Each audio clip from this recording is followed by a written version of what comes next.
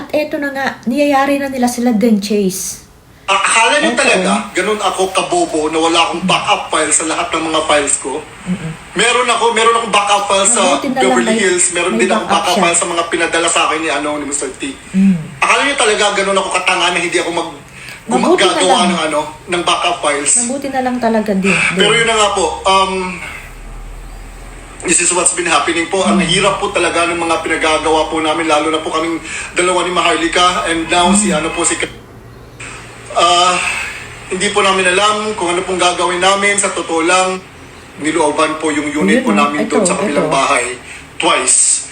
Kung ano pong hinahanap nila doon, hindi po kasi nila nakita Talagang doon. hindi titigilan. So, Makuha lang parang ng ebidensya. alam po siguro nila na tinatago po namin sa ibang lugar. Ayun na nga po, nalaman po nila na nasa locker po. Ito po sila, ito po yung pumasok po. Ayun o. Pinakita po sa amin, nireport na po namin kanina yan. Sira po, ayan, wala na yung laman. Grabe talaga. At saka, buti na lang po, meron po talaga akong backup. Grabe, matindi talaga to. Kita nyo yan? Paano ka gagawa ng basta-basta video lang na sinasabi nilang AI kung ganito ang mangyayari sa buhay mo? Kita mo doon sa unang video nito ni Denchi, sinasabi niya na merong tinegi na parang ang nasa isip niya ay nagkamali lang ng identity pero siya talaga yun kasi kalbo rin. Basta kahitsura niya. Tapos ngayon, eto nga, 2 beses nang nilooban yung bahay nila doon sa sa area nilang yon. Walang nakuhang kahit na anong hinihingi nila kasi nga ginagawa talaga nila na makuha lang yung mga ebidensya na hawak nitong mga taong to. Mabibigat kasi talaga itong kay kay Din Chase doon pa lang sa Tantoco case. May hawak talaga siya doon. So eto nga nakuha nila yung iba. So malalaman nila ngayon na yun yung mga hawak ni Din Chase. Kaso may backup naman to si matalino rin talaga to si Din Chase. Sa bagay kahit naman ako kung ganyang tagilid ang buhay mo, gagawa ka talaga dapat ng backup eh. Ganun talaga dapat, di ba? Akala niyo talaga, ganun ako kabobo na wala akong backup file sa lahat ng mga files ko? Meron akong backup file sa Beverly Hills, meron din akong backup file sa mga pinadala sa akin ni Mr. T. Akala niyo talaga ganun ako katanga na hindi ako gagawa ng backup files? Pero yun na nga po, tagilid pa rin, grabe. Tagilid this is what's been happening po. Ang hirap po talaga ng mga pinagagawa po namin, lalo na po kaming dalawa ni Maharlika and now si hindi po namin alam kung ano pong gagawin namin. Sa totoo lang, kanina po tinawagan po kami ng manager po ng gym na pinupuntahan po namin ni Mr. T. Yun na nga po. Kasi po, pinalam niya po sa amin na sa rami-rami po ng lockers po doon kasi meron po kaming doon paid locker. Sa rami-rami po ng lockers po doon, ang locker po namin ni Mr. T ang nilooban at sinira. Ayun na nga po, tinangay po, nasa loob po doon.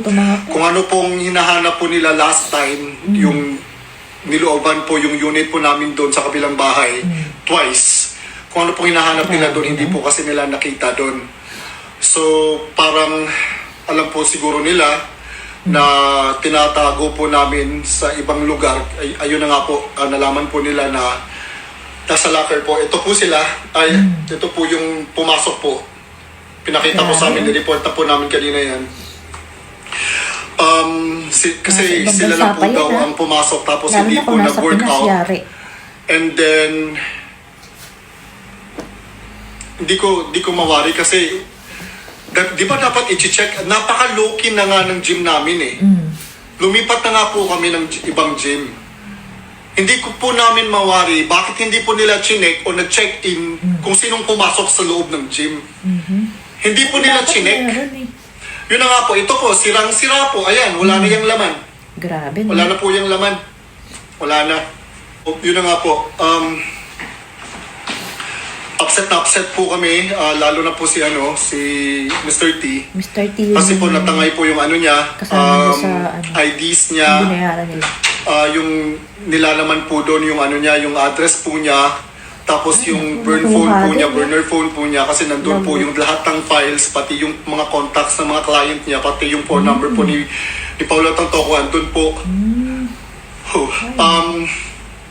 Yun na nga po, lahat ng mga clients niya nandun sa cellphone niya. Tapos ang natangay po sa akin, yung burner laptop ko po, na nandun po lahat ng mga files, pati po yung nakuha din sa po, ang Beverly Hills files. At saka, buti na lang po, meron po talaga akong backup po. Ayun. Akala nyo talaga, ganun ako kabobo na wala akong backup file sa lahat ng mga files ko. Ayun. Meron akong backup file sa Beverly Hills, meron din akong backup file sa mga pinadala sa akin ni Mr. T. Akala nyo talaga ganun ako katanga na hindi ako gagawa ng backup files. Oh, dapat meron Pero yun na talaga. nga po, Lalo na kung ganyan ang kalaban mo, naku. This is what's Ayun been na, happening po. Ang tagilid hirap po yung talaga buhay ng mga pinagagawa po namin, lalo na po kaming dalawa ni Maharlika and now si hindi po namin alam kung ano pong gagawin namin. Sa totoo lang, Grabe. I have not been messaging anyone kasi po ang dami pong nagme-message. Will have to be off the grid for a while po. Ayun, ang tindi, no? Grabe, talagang... meron tinegi na, tapos twice nang nilooban yung bahay nila, tapos ayan, talagang nakuha nila yung mga kailangan nila dun sa locker nila din, na talagang binabayaran nila. Grabe, no?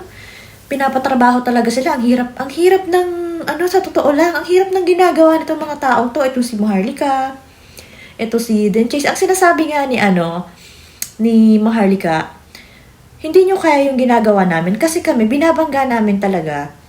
Yun nga, si Lisa sa si BBM, talagang yung pinakang mastermind, ang binabangga nila at pinaninintigan nila yun kahit tagilid yung buhay nila, kahit pinapatira sila talaga.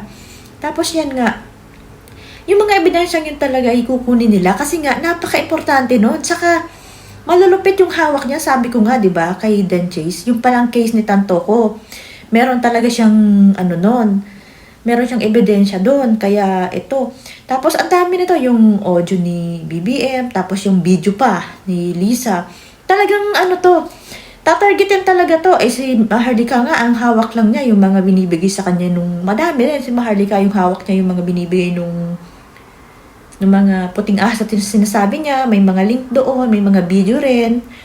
Yun, tapos may mga picture din, tapos yung ibang ebidensya sa kalokohan ni Lisa, nandun din. Kaya binibigyan siya ng tip nito ni Maharlika kung paano mag-ingat. Kasi nga, pinapatira talaga sila eh. Grabe, nasa ibang bansa pa yan. Ang sinasabi nga kasi nitong mga to nasa ibang bansa kasi sila. Kaya nila nagagawa din yan. Pero ayan nga, tagilid rin yung buhay nila. Lalo na kung nasa Pilipinas ka. Kaya siguro yung mga iba na hindi ganyan ang ginagawa sa kanila, kasi nga, delikado. Kasi nga, hindi talaga katiwa-tiwala tong kalaban nila. As in talagang iba mag-isip. At gagawin talaga nila lahat. Mapagtakpan lang lahat ng kalokohan nila. Kasi alam nilang ginawa talaga nila yun eh. Kaya ganun yun. Kasi kung hindi naman totoo yan, pwede mo namang pasinungalingan. Tapos pwede kang magalit, pwede kang magsalita. Wala eh. Ganyan lang ang ginagawa nila. Gigipitin ka nila, patatahimikin ka nila, titigiin ka nila, ganun. Hindi nila kayang sagutin kasi nga, totoo. Hindi nila kayang lusutan. Kaya ganyan na lang ang ginagawa nila. Wala parang pattern na.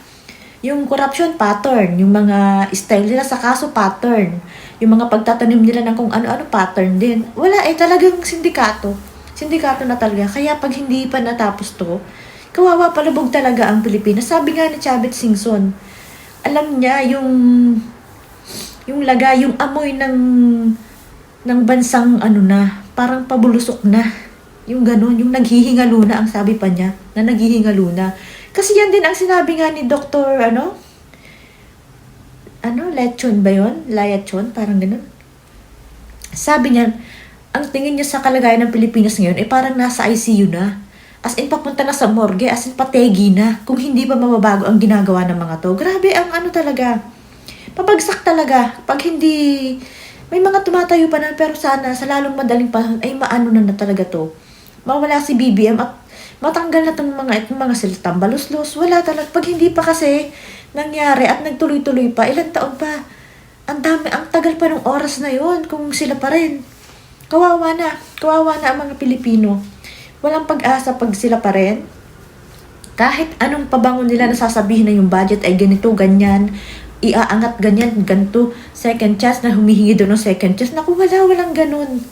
Ang tagal na ng 3 years kung may para wala man lang talagang makitang ginawang maganda sa Pilipinas. Lahat talagang nakakagalit, nakakagigil yung ginawa nila. Doon pa lang sa budget, sa flood control, sa PhilHealth, PDIC, yung binenta nilang gold. Ang dami, hindi mo na nga maintindihan kung anong uunahin mong bigyan ng reaction doon para makatulong ka man lang doon sa mga bumabatikos, di ba? Para maramdaman man lang nila na marami tayong na alam kung ano yung ginagawa nila at nagagalit at gustong sila'y mawala na, di ba? Yung sa munting paraan na mag-comment ka na ganito, at least hindi naman kailangan lumaban ng ganito, at least nararamdaman or nakikita nila na marami yung against sa ginagawa nila at nakikita yung mga ginagawa nila, di ba? Katulad dito, grabe, mga tagilid ang buhay. Ganyan ay pattern ang nangyayari talaga sa lahat ng kalokohan pattern. Iisang mastermind